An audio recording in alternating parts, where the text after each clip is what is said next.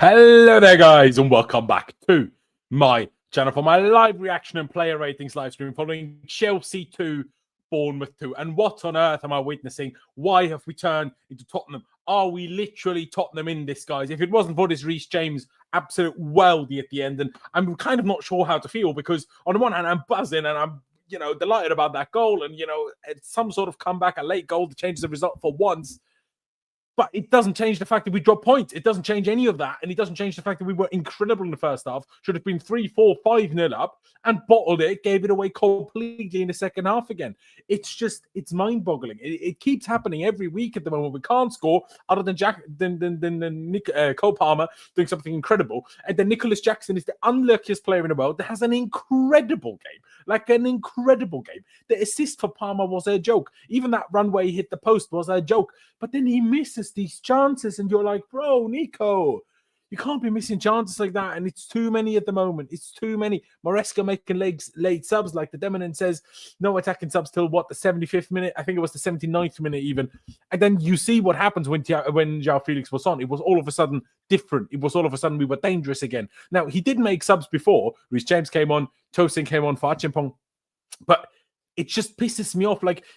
We can't put this all on Maresca. There have to be question marks, and we will talk about that. But it can't all be on Maresca, because Maresca coached a literally perfect first half. Tactically, spot on. Preparation, spot on for the week. Spot on. We should have been 3 or 4-0 up. Maresca can do nothing about that. But Maresca can do a lot about what happens in the second half, and I can't believe it, man. I feel like I'm in what are these movies where you relive one day after the other? That's what it feels like, man. Obviously, we turned it at the end to at least not lose, but it feels so much like that Fulham game, the last time we played in the Premier League at Stamford Bridge. Oh, I'm infuriated. I'm fuming, man. I am fuming. I mean, like Murali says, how can you blame the manager for Jackson's bozo moments? Yeah, I mean, yeah, that's it, isn't it? But why does he not do anything more? Like, why does João Felix not come on? Like, we see every time he plays, he's dangerous. He does something. We all saw that Madueke was having a bad game. Try something. Do something, man. Oh, man, I mean, we did make subs. Like, I don't think today we can have that complaint as much as on other days where we made one sub all game. But obviously, it's still there. JP says, we've been coming out the second half looking so much worse. What is happening? I know. Except against Morecambe, where we were terrible in the first half and then played a really good second half. Oh, Jackson's part in Palmer goal is amazing, but we will never win the league anything without the centre forward. Or Jackson just learns how to shoot and finish, I guess. It feels like a loss. Yeah, I know you mean attacking subs. I know, but, yeah. The second half was so bad, you might as well do a rating for each half, a tale of 2 games for flip's sake. Yeah, exactly. 100%. Utter rubbish from Maresca. Endless. Top 4 gone. I think that's a bit of a stretch, but yeah. 5 games in a row without a win. 3 points out of 15. That's the most frustrating part. 3 points out of 15 against Everton, Ipswich, Palace, Fulham and Palace, and now Bournemouth. Like, obviously, Bournemouth are a difficult team. Bournemouth have now not lost in 9 games, including this, so they hadn't lost for 8 games before playing this game.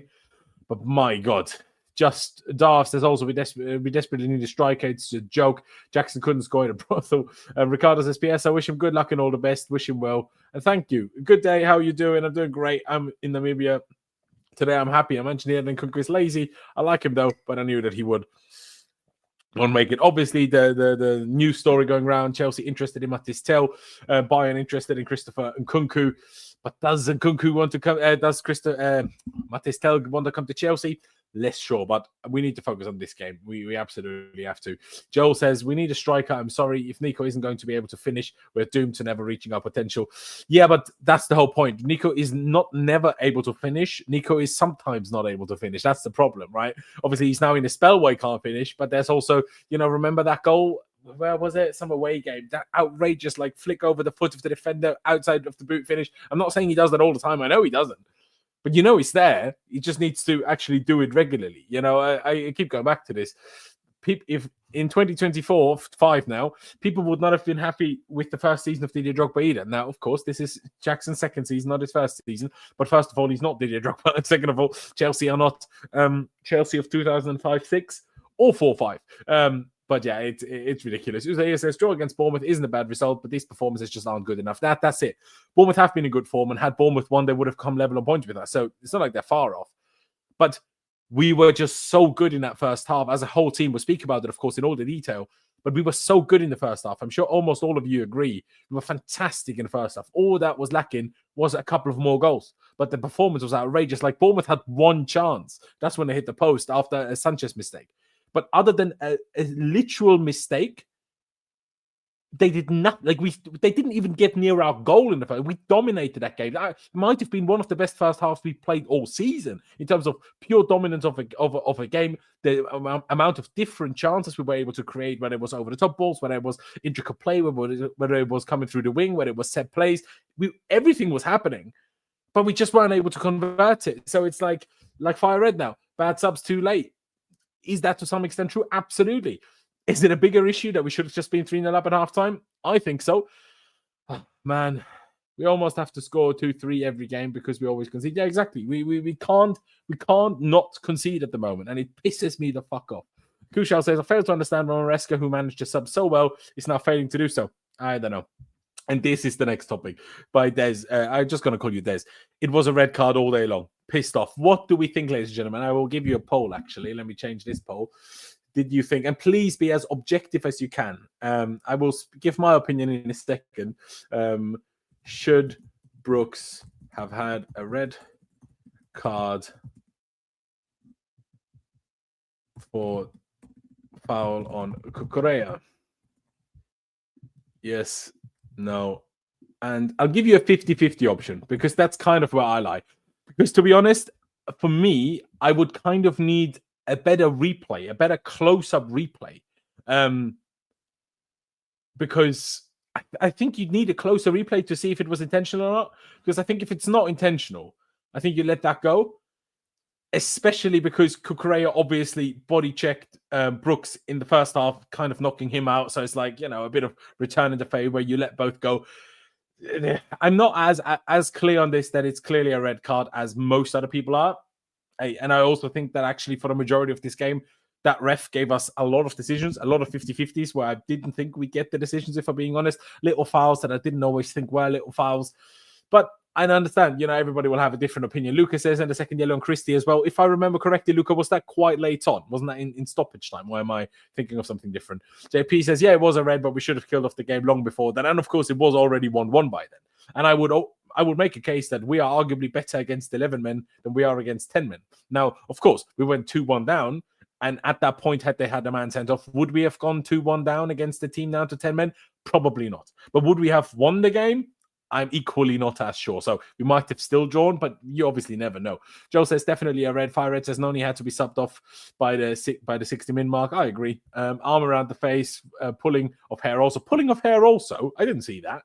I didn't see that at all. Did you guys see a closer up replay? Because I didn't. And I think from the far away angle replay, it was very difficult to judge, really. In real time, the impact looked more and seemed like a red. Didn't think it was a red at first, but when PGMOL said it was reckless, not violent, I disagree. It was violent. I just didn't think it was violent enough if that makes sense. Again, it all depends on intention for me. It all depends on how much of that he wanted to do. I mean, if he tried to grab his arm, but kind of messed it up and hit him, that was definitely intent in the foul, but did he try to hit him around the chest or face? Big difference for me. When Jackson missed for many chances in first half, I said I've seen this movie before. Yeah, I think we all have, Marshall. I think we all have. That was before the 2-2, yes, but still. Yeah, no, exactly. There you go. I mean, yeah, but still. But like I say, would we have been better against 10 men? Like I said, we might not have gone 2-1 down. I'm not sure if we would have necessarily created anymore. He kind of hits his head, not pulls his hair. That's what I thought. I didn't see any hair pulling at all. But bloody hell. I mean, let me bring up the stats, guys, because I'm frustrated. I'm frustrated, man. How can after this first half how can we not win? I'm infuriated. No, that's the wrong one. There you go. You can see this bigger sort of stats. We had obviously the large majority of possession, the large majority of XG, or much more XG. The Bournemouth did, like I say, they had a penalty. They had the outrageous goal by Semenyo, which was a ridiculous finish. We'll get to that, obviously. And otherwise, they hit the post and that's it. I mean, they had 7 shots, 3 on target, but it felt like none. Like literally 26 shots, 10 on targets on our end, 3 big chances, 2 big chances missed. Obviously, the passing accuracy wasn't that great. Obviously, Bournemouth doing a lot of pressing. A very odd game at times where it was like either going all guns blazing or crazy as a game, or nothing was happening, and either both teams were passing it around the back. It was kind of like so in sprints and spurts, the game was kind of going crazy. I mean, if we look at our lineup, right, we did something a little bit different, like we did a few weeks ago, back in like November, December time. Caicedo playing right back, Romeo Lavia starting again after he already started against Morecambe, which very much surprised me. In a midfield with Enzo Fernandez, of course, then Enzo Fernandez pushing up and Caicedo drifting into midfield. Josh Acheampong starting back-to-back games, obviously being the right centre-back in possession. But there was even another little bit something different about that. Let me bring up the lineup sheet. So this is essentially how we lined up, right? Sanchez in goal, back three, two in front with Lavia and Caicedo inverting from right back, and then the four behind the striker. But what we actually did a lot today was Cucurella being about here, Colwell being here, Acheampong being up here, and Sanchez actually creating like a back four to pass out, because Bournemouth press, and Bournemouth like to press man for man. So if you use the goalkeeper, like Maresca also used to do this at Leicester a lot, if you use the goalkeeper, you kind of have an extra man who they can't press, because obviously they're not, so this is kind of what we're doing, not throughout the entirety of the game. And obviously things changed in the second half when Reece James came on and everything, and then Tosin coming on for Acheampong as well. But there was certainly moments, in particular in the first half, where we were doing exactly this, which is interesting. It's interesting. But if you don't, and it worked, right? It worked. That's why we had so many chances. That's why we stopped Bournemouth from doing anything. We avoided mistakes, other than obviously Sanchez, which led to them hitting the post. But we didn't use it. We didn't use it. Let me get back to a couple of more messages in the chat. Okay, so I don't watch the first half. Overstepped. It's late here. Would like a summary. Well, first half we were brilliant. Scored a goal. Should have scored more. Didn't. And then you saw the second half. Let us face reality and act now. One centre-back, one goalkeeper, one striker. That's all we need. The longer we wait, the further the top four is out of hand. Ooh, I disagree. I disagree. I think we need a left-back backup, because, sure, when Cucurella is there, it's fine. But if he's not, we're in big trouble. Striker, yeah.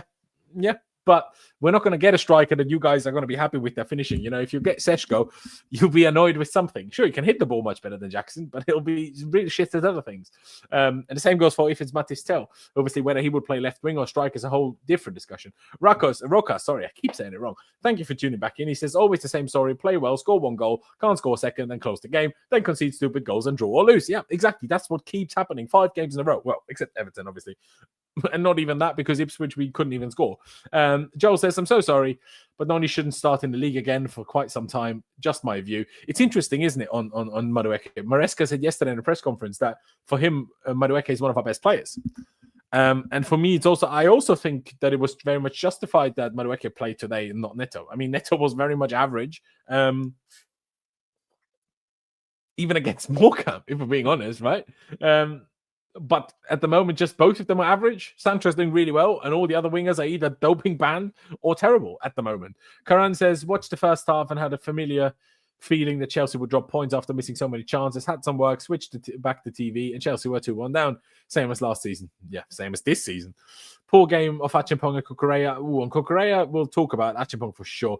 Is this team just not good enough? Good enough for, depends on what you expect. This team is still a young team, and people just think, we bought such a young team that people think, okay, well, we've had a lot of these players for a year and a half, 2 years now. So people are expecting dramatic differences already. But the problem is we signed them so young that we need to almost wait 4, 5, 6 years, 4, 5 years for them to actually, have those significant improvements in terms of that consistency, that finishing. I mean, be careful, Ahmed. But yes, he did. I need my CM in midfield. Maresca wants them to cover others and not us cover them. It's too complicated. Now, the complication of it is definitely not the problem, bro. I mean, look at the game. Look how well we played the first half, and it was just missing chances. That has nothing to do with players covering for others. I mean, the problem is when Gusto plays, we complain about Gusto. Now that he didn't play Gusto, and obviously Reece James not ready to start and stuff all the time yet, he does something different. People are also not happy, so it's like one of those. Still don't think Neto has done enough to displace Noni. I agree, but neither of them has done enough at the moment to start, if we're being totally honest. We could argue playing Gusto at right wing over both of them. All our wingers have been poor. No need to single out just one. No, I disagree. Sancho has not been poor. Should have been 3-0 up at halftime. Could see this coming at halftime. I didn't realize I was unblocked. Well, there you go. I unblocked you. Aren't I nice? Should Tosin be starting ahead of Josh? Josh had a bad game. Josh Achimpong had a bad game. But I think if you are not like, if an 18-year-old isn't allowed to have a bad game and immediately loses place for having a bad game, you're doing everything wrong. Like, if that's what happens for an 18-year-old, then you might as well not play the 18-year-old, you know? Like, do I think he should start the next one now? I'm not sure. I think maybe Bournemouth wasn't the best decision to play him because Bournemouth press very much, aggressively, very much the men's football aggression and physicality that Achimpong doesn't have a lot of experience with. Sure, he's good on the ball, but that's also what he was struggling with today. When to play it out, when to run, messing up a lot of passes, getting caught out, getting tackled, getting challenged, misplacing passes. I mean, I get into the individual ratings in a second. First half at Lavia in the middle, as soon as he came off, they just ran through the middle. You do realize that Lavia is the reason we gave the penalty away, right? Like, Lavia made a mistake, and that's why we conceded. Lavia was still on, and that's why we conceded. The reason that they started running through our midfield wasn't that Lavia wasn't on anymore. The reason that they were running through our midfield is that they scored, and then we lost the momentum, and we know it, that we just fall apart as soon as something goes against us. I think that is much more the reason than anything to do with Lavia, because I thought Lavia had a very, very average game and was the main person at fault. Sure, Caicedo makes the foul, but yeah, it should have done better, absolutely. And obviously, it's on Caicedo. He shouldn't make that foul the way he did. But if he doesn't make the foul, there's a good chance at least there's a goal anyway. And that whole situation started by a Lavia mistake. If Chelsea missed the top four, a big club comes in for... No. Neto better than Oni. Come on. I mean, the manager disagrees. Hi. Hello, mate. Need experienced centre-back and striker to balance our young squad. I don't think the board will sign all the players. No, you're right. I agree, but they won't. Very much a learning curve for Josh. He struggled, but he's 18 years old, not playing in his main position. This is a bit of a forced on. I know he played a lot of right back as a youngster in the youth setup, but this isn't purely. He isn't a full on right back. Like, he's done a lot of just playing centre back, right centre back as well. It isn't like full on out of position. And like I touched on, like I showed you on screen, we did a lot of Cucurella pushing wide, and Achimpong pushing wide, and Sanchez creating a back four. Achimpong was not doing all the centre-back work. Now, for the goal that they scored, for Semenyo's goal, on that, yes, sure, but not necessarily like as a whole and in principle, if that makes sense. But yeah, I mean, let's get into these player ratings, shall we? No, but the reason that we had control first half was we had a body in the middle. We had a body in the middle in the second half as well. It was just a different body. It's not like there was nobody there anymore. We just played someone else there. Yeah, 3 years out of Champions League football is a short career. He won't waste it. First of all, I mean, let's not get ahead of ourselves about not getting Champions League football. I mean, every team will have bad patches. Newcastle will have a bad patch again. We will have good patches again. I mean, it's way too quickly. Oh, we've now bought it. Come on, guys. We nearly got top four last season, even though we were 10th for the majority of the season. I just had a good end to the season and nearly scraped it at the end. Also, it's almost guaranteed that fifth place also gets Champions League football. So let's not throw around, what happens if we don't play Champions League yet? I mean, we're very far away from that at the moment. For the last 2 games, I don't think Sancho's been that good. Not enough in product. I think he was fantastic today, if I'm honest. Bring back Mudryk. Well, it's not how it works. Can't believe we are seeing Nkunku getting a 19-year-old striker go, put money in an experienced striker in January. We will have better chances getting top 4, and Jackson needs some competition. Well, this is what you're going to get. To be honest, I'm not sure if the Mathys Tel move will happen because he doesn't seem too convinced. But yeah, no, Lavia was having a great game before he done that foolishness. Furthermore, I don't know why all our CMs started losing the ball in midfield, taking guys on really pissed me off. Yeah. No, he didn't have a great game. I mean, there was 2 occasions where he should have played Jackson or Palmer through for a 1-on-1 with the goalkeeper, and he screwed up the pass with just poor passing. There was 2 occasions where bad touches, bad turns, lost the ball. So a couple of times he still saved it, but still in the end gave away the control that we had in that moment. Obviously, the mistake for the penalty, racing for referee today. It's a weird one because obviously he screwed us over with that red card situation a bit, but I think before that he gave us a lot of calls. But anyway, do you remember what was Nkunku's profile at RB Leipzig? How often did he play as an out-and-out striker? Never. You played as a second striker, and that's the problem. If your only good position is second striker of a front 2, you're not going to be successful in football in 2025 because not enough teams play that system. And clearly, because Karan is speaking as if Nkunku's played striker every game. He hasn't. He has basically only played, striker off the bench, but when he started, he played number 10 every game since December. Every single time he's played number 10, And he was every time shit. You know what I mean? Jackson suspended? Nope, he is not. He is not. We have gone past the cutoff date where 5 yellow cards get you a suspension. He will only get a suspension once he hits 10 yellow cards now, bro. So he did well in saving that fifth yellow card for a good while. Now let's get into Rob Sanchez, shall we? I don't want to blame him, but like, he kind of started the whole giving Bournemouth hope and giving Bournemouth chances. That mistake, allowing them the chance to obviously hit the post, even though we nearly scored on the other end 5 seconds later with Jackson hitting the post. One of the craziest sequences of football I've seen in years, if I'm being honest. But yeah, not great, not bad. Made a couple of decent saves. How many saves did he make? Supposedly only 1, to be fair. Did he claim a lot of crosses? High claims 3. I mean, he wasn't at fault for the goals. I mean, I don't know what you guys think, but for me, the goal, the 2-1 by Semenyo is such a good shot, even though it's at the near post. Such a hard and well-placed shot. I'm not going to blame Robert Sanchez for it. But I'm still going to give him a 5 because that mistake, I think, kind of started the downward spiral of this game. That's what I think. Yeah, exactly. 5 and keep it moving. Jackson, Mikel should be criticized. Jackson, man, I beg. All right. Anyways, let's get into these defenders. We'll do Levi Colwill first. We might as well do them in one go. Levi Colwill. Levi Colwill. Guys, ladies and gentlemen, if you haven't already, by the way, hit the subscribe button and the like button for me if you haven't done that yet. That would be very much appreciated. Yeah, like I say, please do that. And as we move to Levi Colwill, are you already seeing this? Yes. I mean, he had a decent game. There was some nice passing from out the back. 6 missed passes, not too bad. Could be a bit better. Looked injured for a bit. 3 out of 3 long balls. 1 out of 1 tackle. 2 out of 4 ground duels. 4 out of 6 head aerial duels. Not bad, but there was a couple of moments where I thought he was out of position. Yeah, like I say, just not very well positioned. Maybe just struggling also with Achimpong next to him a little bit. At times, I didn't like the way we spread out the defense in terms of making Sanchez one of the centre backs because I felt it made Achimpong struggle more, if that makes sense. Because Achimpong just was too far away and didn't have easier options that he sometimes needs as an 18-year-old in a game against a team that presses this much. But that is non-Colwill. I'd probably just give Colwill a simple 6. He was good in spells, not so good in other moments. I would probably overall just give him a 6. Josh Achimpong, though.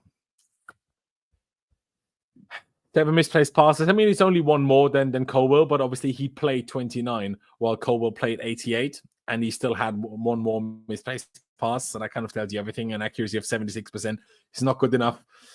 I don't remember the accurate 1 long ball, but he played some really bad other long balls. The ground deal was okay, but I was not happy with Achimpong today. I've got to be as honest as that. I wasn't happy with him today. I give Colwill a 6, like I say. Achimpong, I'm giving him a 5.4. A 4.5. I would have probably given him a 4 if he wasn't 18. But he is 18, so I'm giving him that little 0.5 extra. But yeah, I wasn't happy. It kind of got him a little bit. I don't know. Like when he tried to charge into midfield, he kind of messed it up and lost the ball. When he tried to pass, it kind of... And whenever he didn't get the ball that much.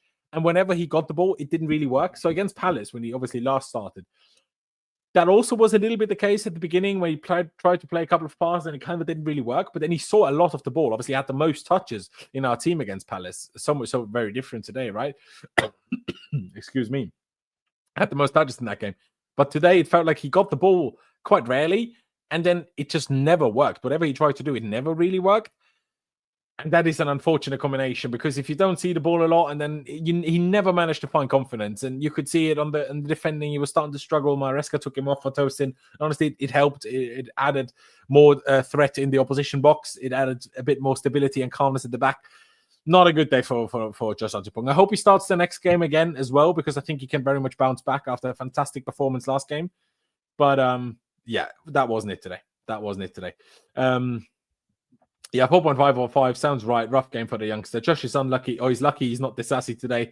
That's what I'm saying. I wish Maresca would make changes a bit earlier. He should use the bench more. I mean, the whole bench is its own separate issue today, isn't it? Because, I mean, as I move over it, obviously, we have all these rumors about Christopher Nkunku, also about Renato Veiga wanting out. and yet they were both on the bench. They remained unused, but people talking about they should have made more attacking subs. Obviously, you probably only wanted mainly those two anyway. But that is the problem. We had two players on the bench which were never going to and should have never been used. And the other ones are obviously Guiu, but I don't think in a game like today you should have taken Jackson off. And then you're either bringing Gusto or Reece James on. And I mean, Reece James did his part anyway, didn't he? As for Cucurella, nearly got an opposition sent off. Otherwise, not his best game. Only 5 misplaced passes. He was bringing his usual intensity and tenacity. But some misplaced passes here and there. Okay, 2 out of 4 long balls. No tackles is surprising. The duel rates aren't good.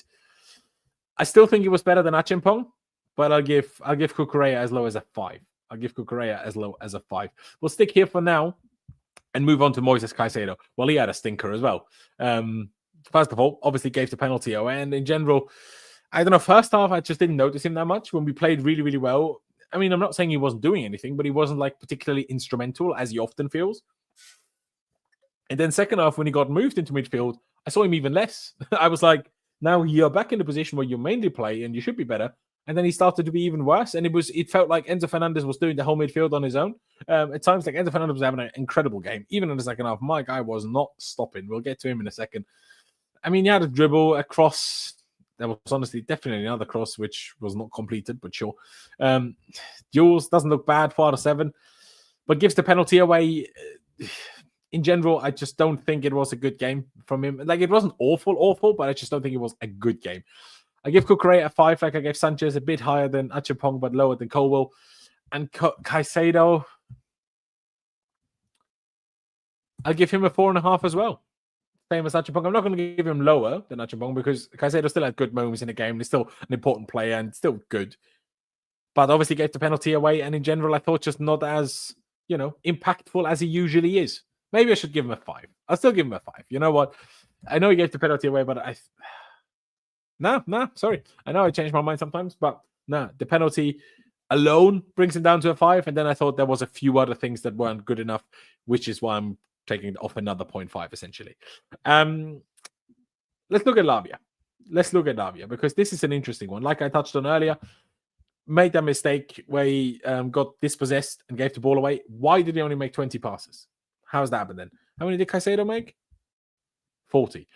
Obviously, Lavia didn't finish the game. To be fair, neither did Caicedo, but Lavia still came off before the hour. I don't know, man. I'm frustrated with him today. Like, I'm not saying he was bad, but there was 2 crucial passes that he just mishit and just messed up, which could have led to goals. Now, obviously, with Jackson's finishing, and in one moment, I think it would have been Palmer to play it to. Who knows whether we would have scored the goals, but he should have set up those chances. Made the mistake that also led to the penalty. 3 out of 5 ground duels. I'm not saying he was bad. but I was not happy. I think I'll agree with JP in the chat here. I'll give him a 5. I think that's the most reasonable. I just want to see if I can see any interesting quotes yet that we can maybe look at. There was one from Reece James, which was already quite funny that I've seen. I mean, there is a couple. Shall we break it up quickly before we move on to kind of the front 5? Let's break it up and look at a few quotes from post-game. So if I scroll down to this one, where is it there? There you go. Reece James on the Chelsea draw. If you don't take chances, sometimes that can come back to bite you in the ass or arse. It sure did. And then we see Premier League Match Centre, the VAR recommended referee John Brooks to the monitor for potential violent conduct. The referee himself decided that the action was reckless and not violent conduct. So, yeah, VAR recommended the red card, as the commentators confirmed. The referee goes over and looks at it, decides to give a yellow card. In principle, I thought that's not allowed, but I actually think that's how it should be done, so I'm not going to moan about that part too much. Maresca says, we need to understand why we dropped in performance after we conceded the penalty. Well, why? At the moment, we're struggling to score goals. Well, yes. Hopefully, we get more lucky with referees in future. When there's no intention to take the ball, it's a red. Yeah. Maybe I shouldn't look at these quotes anymore because they kind of just annoy me. If I'm being honest. So, yeah. Let's get back into the ratings. Let's do Enzo Fernandez. Was the man of the match here, according to FotMob. For me as well, Rich says, all of the LFC midfield lost the ball in horrible areas today. Could not believe what I was seeing at times. Yeah, okay. Thanks for that info. I didn't get to see that game. But yeah, as for Enzo Fernandez was the player of the match with a rating of 8.4, completed the most passes, created the most chances, 7 chances created, was the most foul player as well with 4. He was having a great game. That one nearly in as well. Good effort, good save from the keeper. Okay, 10 misplaced passes could be a bit more, but obviously playing high, playing aggressive, trying to play decisive passes. Crosses could be a bit better, but 8 out of 9 long balls is just phenomenal. Tackles good as well. 1 out of 1. 6 out of 9 ground duels. I'll take that. Aerial duels, not so much. But he was our fighter today, and he was our true leader today. Now, obviously, sorry. No, and Enzo was brilliant for me. Enzo was brilliant. Was fighting, was riding the team up, was challenging, was throwing tackles in, was when Madueke wasn't tracking back, was steaming across the pitch from his left number 10 position and running back to like help out at the right in the right defensive areas. He was doing everything. Like, you can't ask for more than Enzo Fernandez was doing today. He was making players look silly. He was working hard. He was defending well. He was attacking well. He was creating chances. Like I say, 7 chances created is pretty unbelievable. If we're being totally 7 chances created is wild. That doesn't happen that often.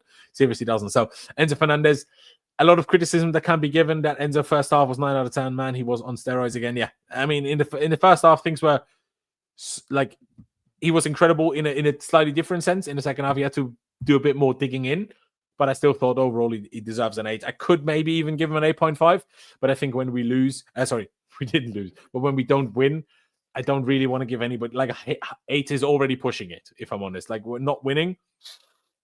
Giving anybody an 8 is already pushing it, like I say. But he does warrant that 8 100%. I thought he was really, really good today. And I'm very happy that we're seeing him perform regularly. It would just be nice if Chelsea could actually win some games alongside him playing well. And so Fabreganandez, I was struggling to read that, bloody hell. But there you go. Make of that what you will. But yeah, it's a tough one. It's a tough one. What am I trying to look at now? Let's look at Cole Palmer, shall we, guys? Let's look at Cole Palmer, because we need to look at Cole Palmer as well. A phenomenal goal. I mean, a phenomenal. The cheek in, the fake shot, sitting the goalie down, rolling it into the back of the net. Should have scored more. That one, he dragged it just wide. Should have scored that. Obviously, that was before we made it 1-0, so that probably wouldn't have changed anything. That shot on another day puts it further in a corner, then it's maybe a goal. Cole Palmer was a weird one today because he was good and he was trying and he was, working hard, fighting, looked injured for a bit, but came back on and finished the whole game, was running a lot, defending, attacking, doing a lot, which just wasn't quite coming off. 3 out of 4 shots on target, 1 out of 4 dribbles could be a bit better. 3 out of 7 accurate cross is decent, to be fair. 2 out of 3 long balls is good. Duels, 8 out of 3, I'm okay with. I'll give Cole... what are people thinking for Cole Palmer, guys? What would you give Cole Palmer today? I'm thinking 6.5. I think a 6.5 is better suited than a 7, guys. Is it too low? Was the goal too good to give him a 6.5? What do people think? Karan says 7 purely because he dropped off in the second half. As usual, had an incredible first half. Yep, 7 from Ritz as well. Should have had an assist too. Put it on a plate for Jackson. Which one of the big chances for Jackson did Palmer set up? Because the big miss that I remember, where put it over from the cross, that was obviously Madueke. So please remind me, JP. I might just not be thinking about it right now. But yeah, I think 7 is probably fine. Oh, the header. Yeah, true. The header. Yeah, should have just been better with the header, shouldn't he? Should have just done better on that. Anyways, Cole Palmer, give him a 7. We move on over to Jadon Sancho. And honestly, I got to say, I was very happy with Jadon Sancho. Now, there was a couple of moments where he went for a shot that unfortunately got blocked. But his dribbling was nice. His movement was nice. His tracking back was extremely good. I saw him sprint back like an absolute madman trying to help out. Oh, no. I thought it was Sancho. Then it turned out it was Neto, which made more sense. 6 missed stars could be a bit better, to be honest, out of 30. But it's okay. 4 out of 5 successful dribbles is fantastic. 4 out of 6 ground duels is fantastic. I got a bit unlucky, in my opinion. I thought he had a good game. I'm thinking 6.5 or 7 again. I think he probably had an overall better game than Palmer, if I'm honest. But he obviously didn't score and didn't have as many decisive moments. So a 6.5 it shall be. But he's doing a good job. Noni Madueke. I'll open the stats in a second, but Noni has this weird thing at the moment. I really think Noni, from his principles, from his, God-given talents or, physical attributes, traits, he's up there and he should be so much better than he is. And he obviously could have easily had an assist, a decisive assist for 2-0, and we'd be speaking so differently about Noni right now. Did he have to play that cross to Jackson so bouncy and almost hit it in the ground to make it a really awkward high for Jackson? Should Jackson score it? Of course. But did Noni have to make it such a difficult ball? I don't think so. But what annoys me with Noni is the touches again. Like in the last game when he played already, there just happens to be so many bad touches happen. When he's getting through balls, he's miscontrolling them, he's getting them into his heel, he's kind of misjudging where the ball is going, he's kind of, running wrong, as stupid as that sounds. But then he took his man on a lot, played some crosses in that weren't met, that should have been met, won a lot of corners that other teams make more out of. It wasn't completely diabolical, but it was poor. So I'll give him a 5. What do people think about Noni? JP to be, okay. Okay, we're seeing a lot too. I don't think this will work very well. We need that direct dribble on the wing. Moi, not Moy. I thought Moy, like nickname for Moises Caicedo, but Moi, fair enough. Sancho 7-2, looking a lot more direct. I really like him. Yeah, I could easily give Sancho a 7, to be fair. Maybe I will. Noni 4, Noni 6.5, Noni 6, in my opinion. Just don't think he was awful, but wasn't great either. Noni is just a frustrating player to watch, and he reminds me of Leroy Sané, which I hate. Not sure I see that comparison, but fair enough. I really need Noni to stop throwing his hands up when things don't go his way. He doesn't help himself with that. He just puts more pressure on himself because people are talking about his attitude. Honestly, I didn't notice it today, but you might well have a point. But a couple of people say 6. Someone even said 6.5. Roca said 4. I think with my 5 is kind of somewhere in the middle, and I'm okay with that. But actually, I will change my mind, and I will give Sancho a 7. Maybe it's slightly being nice because Palmer did score, and Sancho obviously didn't. But I just thought it was really good in the grand scheme of things. And now we get to Nicholas Jackson. Oh, I didn't even look at Noni's stats yet. Let's do Noni's stats quickly, but I don't think I'll go away from a rating. And then we'll look at Nico Jackson because he's obviously the conversation. 9-11. 9 out of 11 passes. I guess it's good, but why only 11 passes? Sancho had 30, like I say. 2 out of 5 dribbles. Could be better. No successful crosses. No successful long balls. 3 out of 7 duels is okay. Chances created 2. Just not good enough. But as for Nico Jackson, hit the woodwork with a great shot. What can I say about Nico Jackson today? Nico Jackson today must be the unluckiest man in the whole wide world. Like, obviously he's shit at finishing, and he should have finished some of these chances. He should have finished the cross from Madueke. He should have finished the cross from Palmer with his head. The rebound, arguably, should have finished that as well. He got nearly scored when the goalkeeper kind of flapped at it. Not a great shot from Sanchez, from Jackson, but the keeper kind of nearly bottled it and it nearly bubbled in, but he didn't, just went wide. Jackson, man, because he was so good. That assist to Cole Palmer was outrageous. Like, it was out. He was surrounded by 3 men, physically handled by all 3 of them, kind of has to roll the ball back into him because he got kind of pushed away from the ball, and so he had to kind of drag the ball with him, and then he just goes and he's passed 3 players, and then the weight of that pass to Palmer, it was so perfect. And there were so many moments where he drops deep, where he runs back and he fights and he wins the ball back when the midfield was open. I see Jackson sprinting back. I see Jackson sprinting up to press, winning the ball. Jackson was doing everything. He was doing everything except score. Man. JP says, but the finishing cost us, so he has to get a low rating, 4.5. At this level, that cutback needs to be on the floor. Now everyone is talking about Nico missing chances when I personally blame Noni's pass more.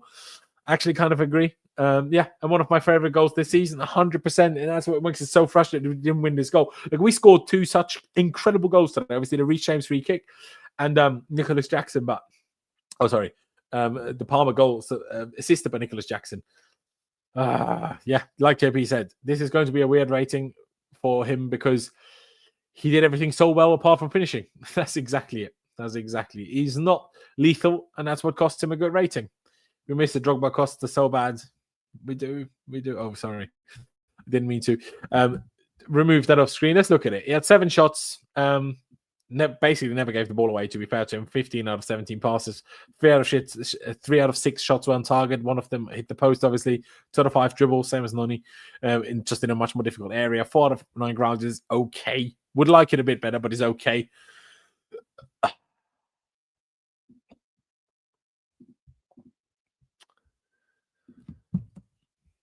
I'll give him a 5. No, you know what? I'll give him a 5.5. I don't care. People are going to hate me.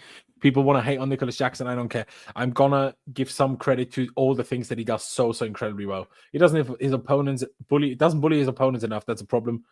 Well, some strikers just don't. You know what I mean? Been like 5 games. He's been average. His average has been under 6. I need to look back at my own streams if that's true. I think I'd probably given him a couple of 6s, but I get what you mean. Problem is we don't have another option when Jackson isn't firing. He needs the help. Yeah, exactly. And I think that's important because today I was happy that Jackson wasn't taken off because even in the 90th minute, stoppage time, he was sprinting to press, trying everything because he knows. You could see, especially after he missed the header, he was head in hands. He couldn't believe how he messed it up again. Like he wanted so hard to make up for missing those chances. He tries so hard. Like Uraka says, how can he not just get one lucky goal? Like one. imagine after Bournemouth hit the post, and then we counterattack. I think it's Enzo, maybe whoever plays through Jackson, and then Jackson just runs past all of them, and then he shoots from 20 yards, hits it relatively well for Jackson standards. And hits the post. If that goes in, my God, we lose our minds about Jack. Imagine he scores that goal and assists Palmer's goal. I'm giving him a 9 here if he does that easily. I mean, Rich even says Nico is a 6.5. Almost got an absolute world. He created Palmer's goal out of nothing. Got unlucky with the header. On another day, he has a hat trick and that assist. I disagree that he got unlucky with the header. I think that's just poor technique and poor everything on that header. Everything on that header was terrible. But yeah. But we should be able to have him off in like the 70th minute. That's why we need another striker. See, I think Jackson should be playing more full 90s, personally. But obviously, it would be nice if we had a different option. But yeah, I don't see many strikers that, other than the finishing part, would have done remotely as good as Jackson today. Yeah, Will Smith, unfortunately, if is the big word. Almost 1.5 years, and there's no remarkable improvement. Oh, I disagree with that, bro. People need to be a bit calmer. Like, it's the same as with the Kai Havertz situation. I actually thought it was quite good from Arteta. Like, obviously, I'm not sure if you all saw after the howler that Havertz had against Manchester United in the FA Cup, his girlfriend, partner, wife, I'm not sure, obviously expecting a baby. He was receiving messages about Arsenal fans wishing her miscarriage, hoping the baby dies, crazy things. And Arteta was saying 20 days ago, the whole stadium was chanting his name. And now this is happening. And this is a bit what I feel like we're with Jackson, because there was a part in earlier this season where we were all in agreement that his finishing has gone up dramatically. Just because he's now currently not doing it doesn't mean he's overall not improved. Like, yeah, he's having a bit of a tough spell in front of goal right now, but he had a good spell in front of goal as well already this season. And I'm sure he will come back to having good spells in front of goal again this season. And he's still, even when he's not doing good in front of goal, he's still doing everything else well. So I think that's harsh that there's no improvement in his finishing. Now, it's still his weak point, but I don't agree that there's been no improvement. The header was going about the corner now. I mean, maybe, but he definitely didn't aim it there. That's for flipping sure. Jackson missing silly chances. He does. Disagree with Jackson. Yeah. All strikers miss chances. Yeah, exactly. It's also because other than Palmer, we don't have enough goals from other areas on the pitch. Exactly. Maresca being found out, but has he? I appreciate, Favola, you're always very active in the chat. Always very active. But you say things that are so reactionary, because it's like, yeah, there's question marks about his in-game management for sure. 100%. The subs need to happen earlier. He's too adamant in certain players. He doesn't want to play together and everything else. 100% that is true. There's not even a debate about that. To say he's been found out, it's just too far. Like, it's just too far, because we should have been 4-0 up at half time, and he coached an incredible first half. It's not on him that Jackson misses those chances, that Palmer misses those chances, that Enzo misses his chance, that Sancho doesn't get the ball through the legs of the defender, that Madueke, doesn't get the cross in better. I think found out is the wrong word, but he's still there. It has to be question marks for sure. If Jackson and Palmer aren't contributing to goals, literally nobody else is. We need to address that somehow. Yeah. Well, Reece James did today, but yeah, I think we just get caught in transitions. Yeah. Well, we just keep the ball away stupidly like Lavia did. Then we make a silly mistake and it's 1-1 from a penalty.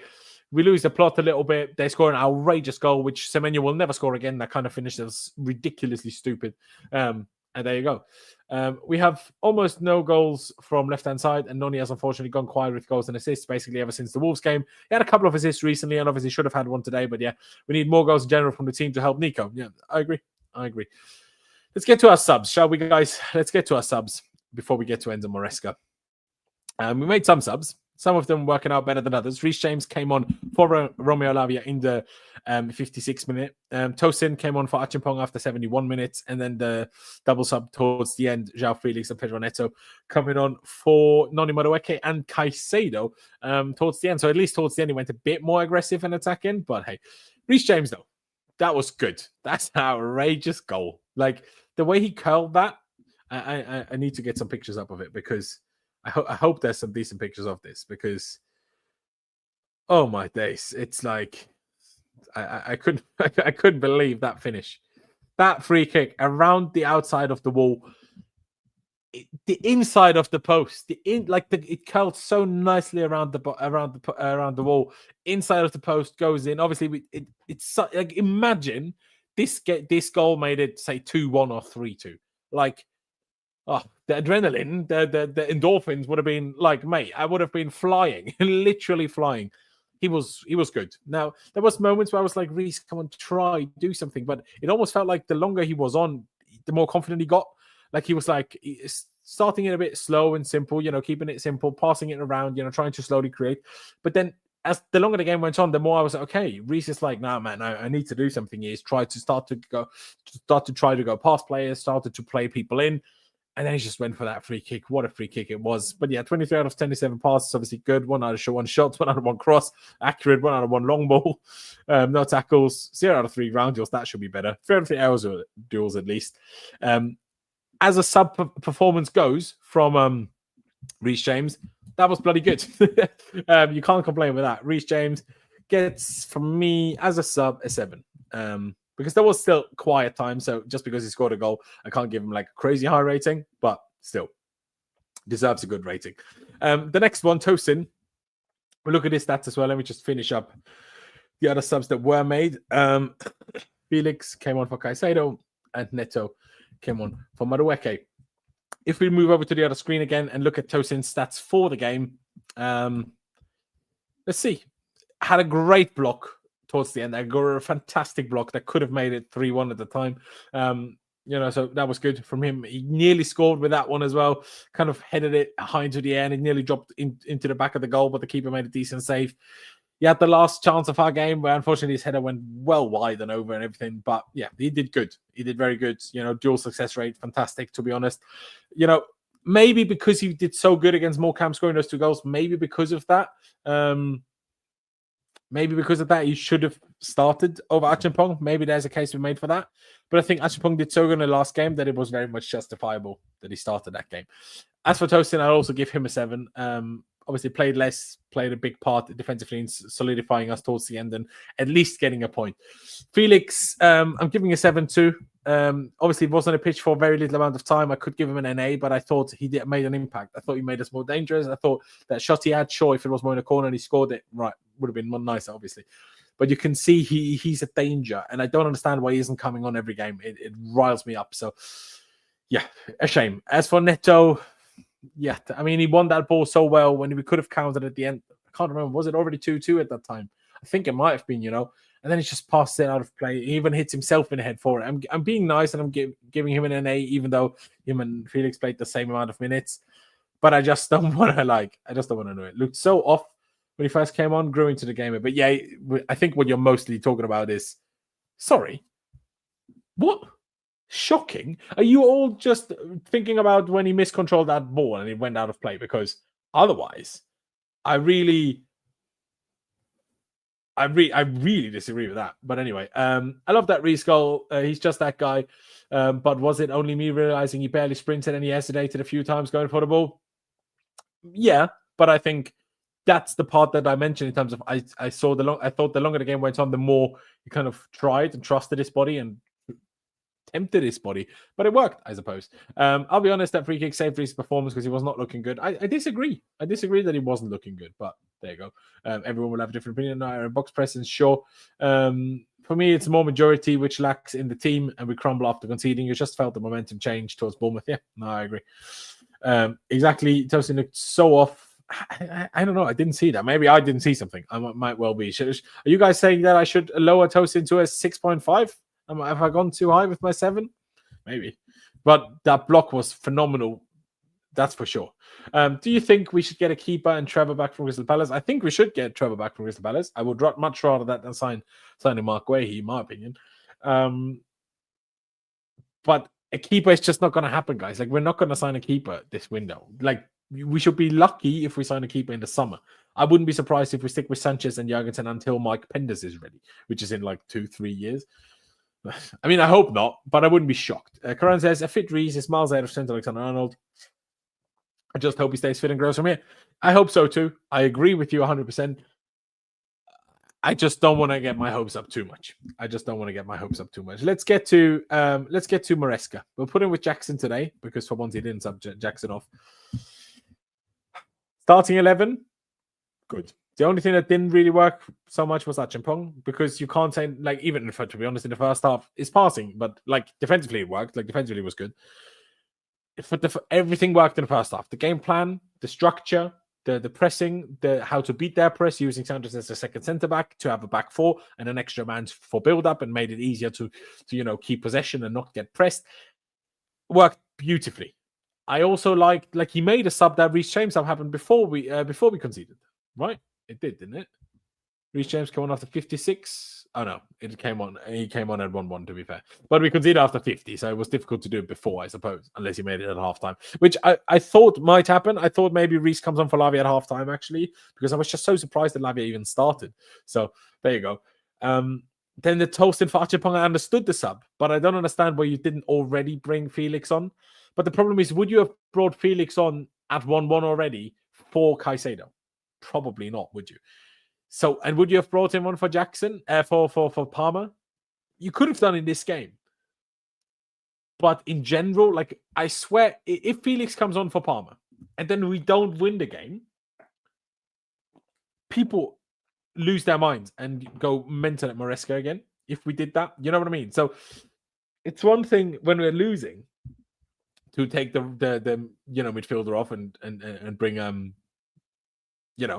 Felix on. But the problem was that it happened 12 minutes, 13 minutes after they made it 2-1. Like, why those 30 minutes? That's my problem. Like, I understand not doing it at 1-1, but at 2-1, it should have happened much sooner. Like, that's what should have happened. Roca says, yeah, Felix was nice. He tries to get involved. Unlike Nkunku, he should have been subbed on in previous games instead of him. I agree. Get me Coble in the summer, mate. If it's possible, I'd be 100% on that. 100%. I just not sure if it will happen, but there you go. Yeah, back to Maresca.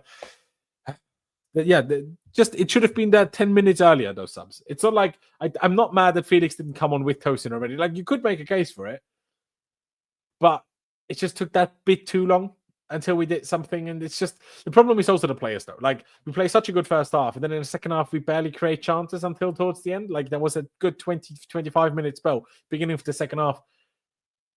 It's not like we were terrible the whole game and were terrible the whole second half and were dominated the whole time, but we didn't manage to make anything happen.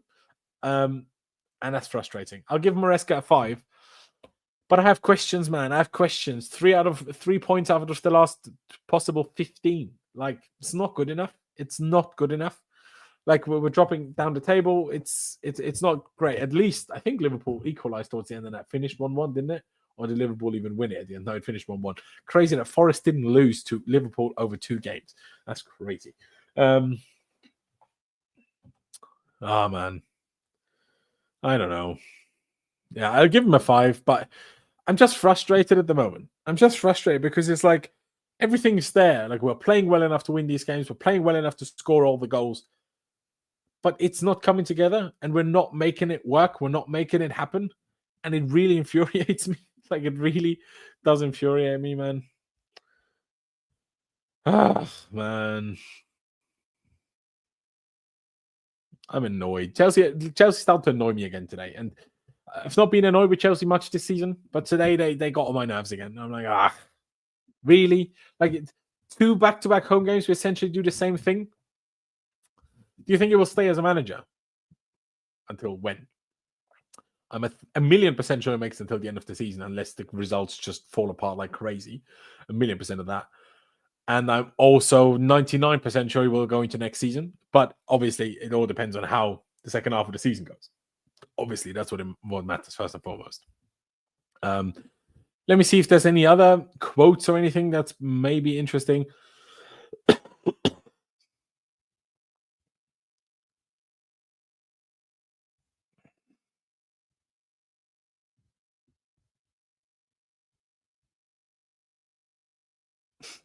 I mean, the Bournemouth manager said that Reece James' goal should have been disallowed because Kukurea stopped their player from blocking the shot. I don't know. I asked Leon Canfield to ask about getting a striker this window. Maresca provided a diplomatic answer. First of all, we analysed the game and we created so many chances. Sometimes in the season, you are more lucky and you can create one chance and you score one goal. It's the same tweet twice. And Maresca said we created so many chances. We created so many. I think we had about 50 shots. I think it was 20, but still, the first half has to finish with a different score. Yeah, and it's true. Like, as much as we can criticize and as much as we can question Enzo Maresca to an extent about certain things, it's not on him that first half didn't kill the game. Like, it should have been at least 2-0, but frankly 3 or 4 or 5. It should have been. And it's just frustrating. Modern managers are really stubborn with their systems, and Maresca's system is working. We have an identity, give it some time. Only thing I see is he needs to improve his substitutions. Yeah, I agree with this statement very much.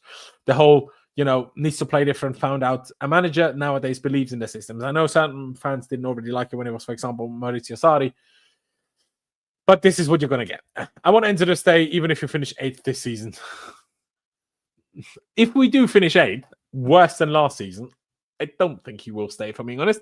And maybe I don't think he should. If we do finish 8th, bloody don't finish 8th, guys. Come on. Don't be doing that to me. That will be, unacceptable and outrageous. The large majority of you, by the way, said yes, Brooks should have had a red card. 10% said no. And 11% said 50-50, which is probably where I would roughly lie. But yeah, ladies and gentlemen, I will try to be back in these next few days, potentially talking about transfer news. Of course, please, very important, check out mine and Pys' podcast, Chelsea Unfiltered. We uploaded an episode last night.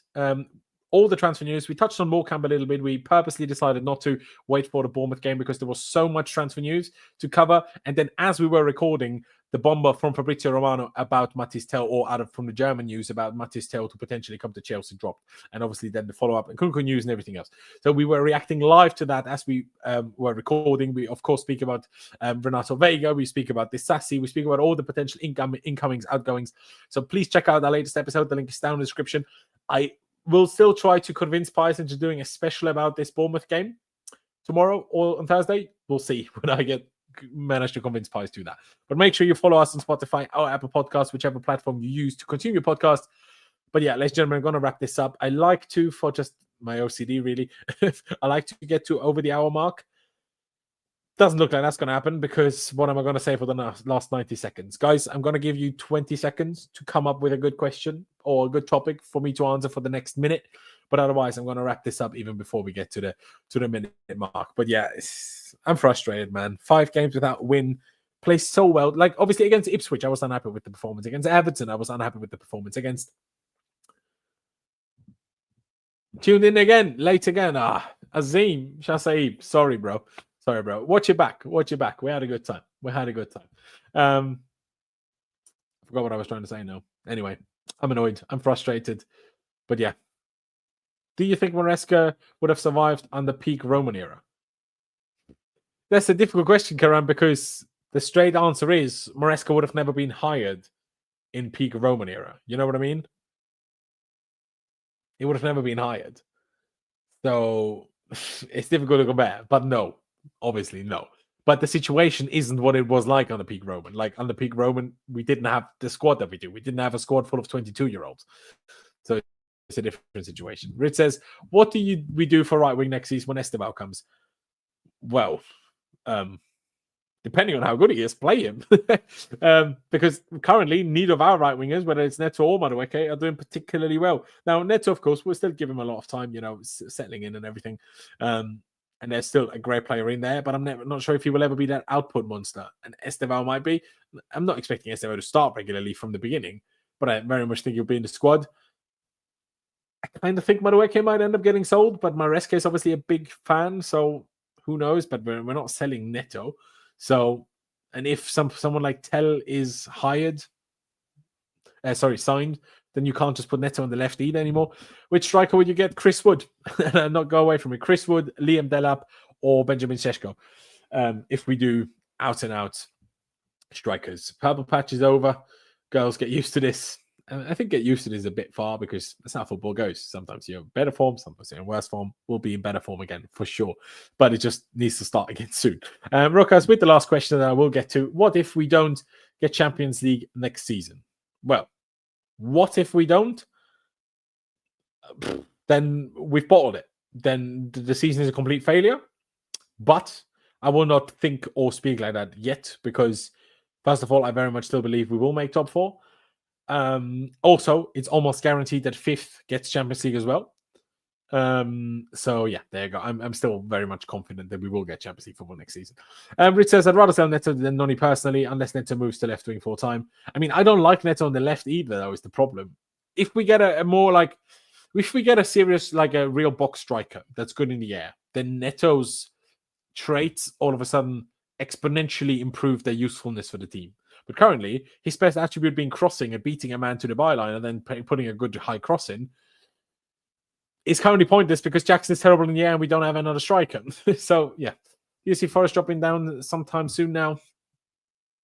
I mean, they're doing crazy things, if we're being honest. I never saw this coming. I really don't rate Nuno Espirito Santo much, to be honest. Obviously, he did good at Wolves, but then fell apart, went to Spurs, was terrible. Then where was he somewhere in the meantime? It's just, I don't know. You'd think they'd fall apart at any time, but they haven't yet. So I don't know. I still think we'll finish ahead of them at the end. But yeah, ladies and gentlemen, I'm going to wrap it up now. Thank you all for tuning in. I appreciate you all. Subscribe if you haven't done that yet. Hit that like button if you haven't done that yet. I clicked that button too soon. Excuse me. But yeah, ladies and gentlemen, thank you guys for watching. Up the Chelsea. Upwards and onwards. We'll play again next Monday. So nearly another week to wait until we play again, which is frustrating. But yeah, ladies and gentlemen, thank you guys for watching. Up the Chelsea. Upwards and onwards. And I will see you next time.